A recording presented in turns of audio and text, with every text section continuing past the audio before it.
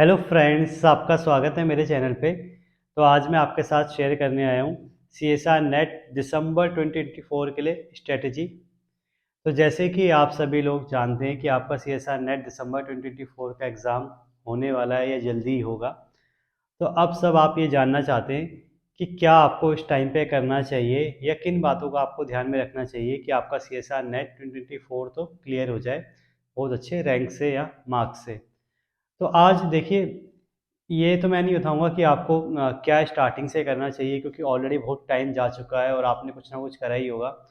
पर मैं आपके साथ वो डिस्कस करूंगा कि आपको किन गलतियों से बचना चाहिए और क्या मैंने अपने एक्सपीरियंस से देखा है जनरली केस में जो आप गलतियां कर रहे हैं कि उसके कारण आपका सीएसआर नेट नहीं हो पा रहा है। तो वन बाय वन मैं एक एक पॉइंट आपके सामने रखूंगा। अगर मुझे लगता है आप इनका ख्याल रखते हैं इन चीज़ों का, तो आपका सीएसआर नेट ज़रूर होगा।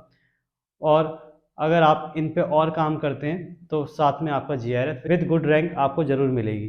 तो चलिए शुरू करते हैं। तो देखिए, सबसे पहला पॉइंट तो मैं आपसे ये कहना चाहूँगा कि आप ये काम तो कभी मत छोड़िए कि आपका सिलेबस आधा अधूरा रहे।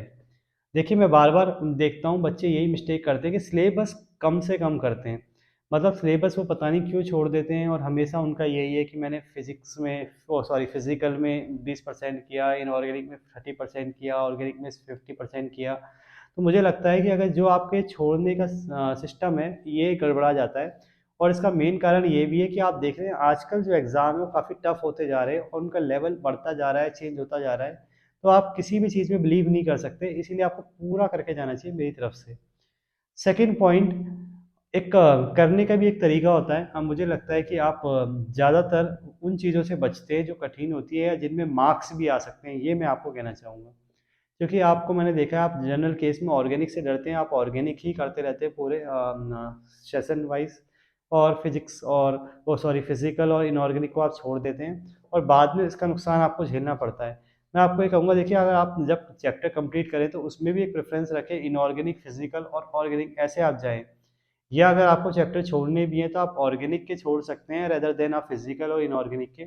और ये मैं अपने एक्सपीरियंस से कह रहा हूँ और ये इसलिए भी कह रहा हूँ क्योंकि जनरली ये देखा गया है कि ऑर्गेनिक के क्वेश्चन सीएसआर नेट में काफ़ी टफ पड़ते हैं और उनको सॉल्व कर पाने इतना आसान नहीं होता, टाइम कंज्यूमिंग भी होता है और बहुत रिस्क होता है, उनमें नेगेटिव मार्किंग का बहुत खतरा होता है।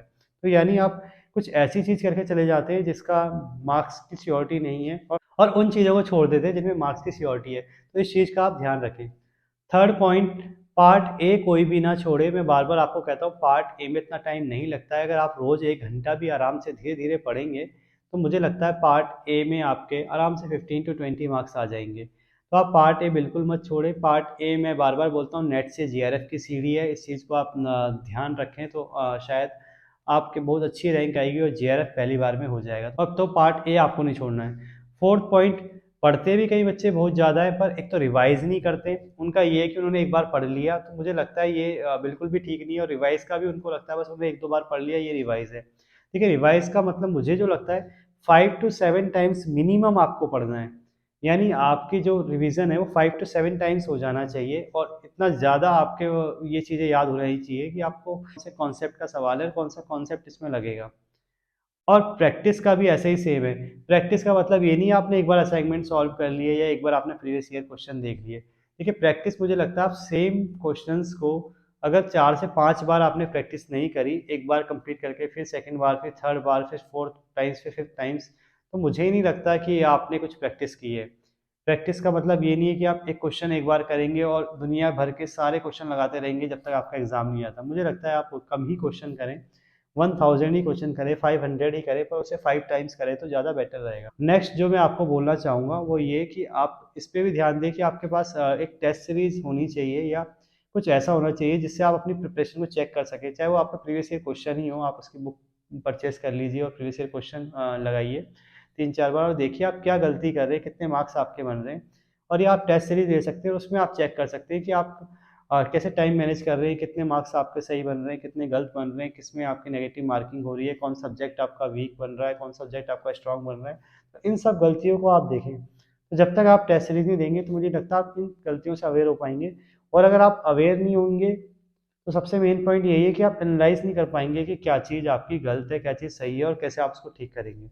तो मुझे लगता है कि अगर आप इन सब बातों का ध्यान रखते हैं तो लगभग आप CSR नेट दिसंबर के तैयार हो जाते हैं। पर अगर आप इनमें से आप कोई सी भी बात छोड़ते हैं तो मुझे लगता है आप अपने आप को बीच में एक झूले में लटका देते हैं, जिसमें बहुत ज़्यादा चांसेस हैं कि आप पीछे ही आएंगे और आगे जाने के बहुत कम चांसेस हैं। एक अपने आप को मैं कहूँगा ऐसी सिचुएशन में ना रखें जहाँ पे आप हमेशा कन्फ्यूज़न में रहें कि आपको क्या करना है क्या नहीं करना, और अदर देन आप सब कुछ करके जाएँ, अच्छे से करके जाएँ। अभी भी CSR नेट के एग्ज़ाम में बहुत टाइम है और लगभग अगर आप 75% भी कवर कर लेते हैं और जैसे मैंने कहा उस हिसाब से कवर कर लेते हैं तो मुझे लगता है आप आराम से क्वालिफाई कर जाएंगे। आपको कुछ ना कुछ अच्छा इंस्टीट्यूट मिल जाएगा PhD के लिए। बाकी इसके अलावा आपको कुछ पूछना है या आपका कोई डाउट है या आपकी कोई कन्फ्यूजन है तो आप कमेंट बॉक्स में कमेंट भी कर सकते हैं या मुझे मेल भी कर सकते हैं। और आगे ऐसी इन्फॉर्मेटिव वीडियो देखने के लिए चैनल सब्सक्राइब करें, वीडियो को लाइक करें और शेयर करें। Thank you.